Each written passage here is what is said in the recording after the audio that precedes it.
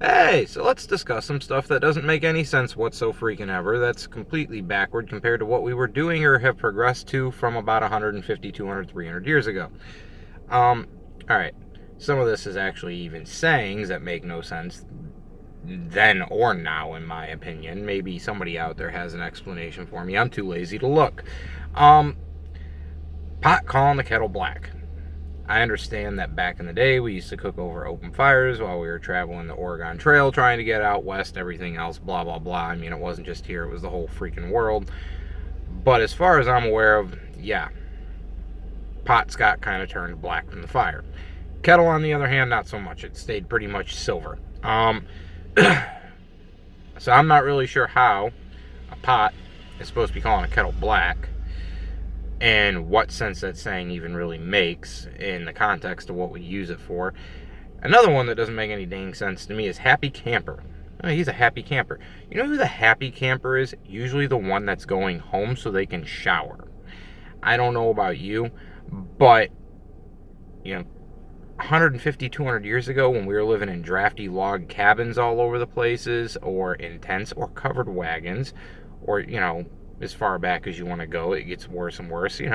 Cavemen were living, obviously, in caves. So, anyway, I don't really understand this saying because I don't see too many people that are celebrating the fact that they are going camping. I know of a few, there are not many. I like to camp, but only for a certain period of time.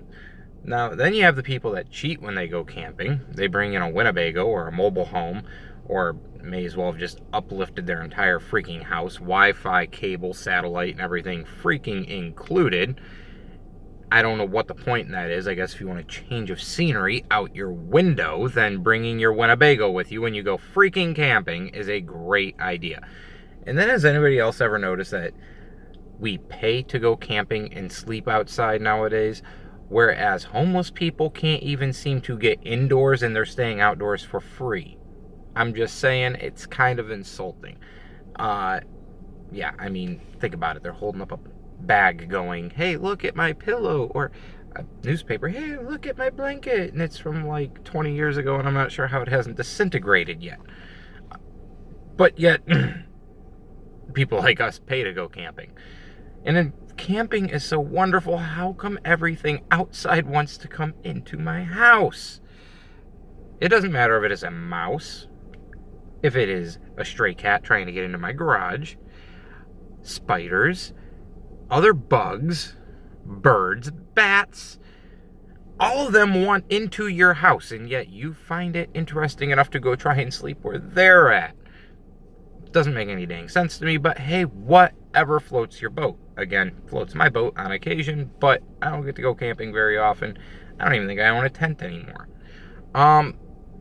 Another one that doesn't really make sense to me is these motivational poster things that you see everywhere, right? I mean, I'm literally looking at one the other day, and I can't remember the word it used up top on it, but I believe it was supposed to be encouragement was the word.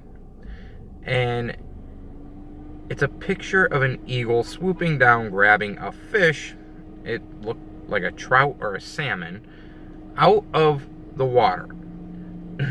Who are we encouraging? The trout or the eagle? Because the trout's screwed. Let's be realistic. You became lunch. There is no encouragement for that. And as far as the eagle, what are we encouraging him for? He's obviously already doing well. He's got his food. These motivational picture things that you see all over the place, mostly in workplaces, usually are showing pictures of stuff that people will never be able to do or afford to do or want to do, for that matter, with some random word captioned on it. 5 people climbing to the top of Everest or something like that, and it's like perseverance. That's great, putting it in a factory in the middle of Illinois, but we don't really have a whole lot of mountains out here. I mean, for crying out loud, the people in Wisconsin, they call us fibs, fucking Illinois bastards, or flatlanders. I mean, there's a reason for it, because we don't really have any hills. You go over the border about 30 miles north, and all of a sudden, everything starts doing this. You're driving down 39 or 90, and, well, I guess technically it's 90. In Wisconsin, you look over to your right, you're seeing the top of 100-foot trees. Not the bottom of the tree, the top of the tree. You go over and you're done. Find me some encouragement for that one. Anyway, there's other sayings out there that really don't make any sense to me. 2 shakes of a lamb tail. I'm not really sure what that's even supposed to mean. I've never seen somebody shake a lamb tail before. And actually, I don't think I've ever seen a lamb shake its tail before. I've seen it wag its tail or swoosh it, whatever, back and forth, that kind of thing. I have never seen it just shaking. I've never seen it. There's just so many of them out there. They really don't make any... By the skin of your teeth. My teeth don't have skin. Period. Skin here. Not there. No skin. So if you're getting there by the skin of your teeth, then you're not getting there because there's no skin. There's enamel. Are we getting there by the enamel of our teeth? No. No, by the skin. Anyway, so that's my rant for the day. Again, provoked by a pot calling a kettle black.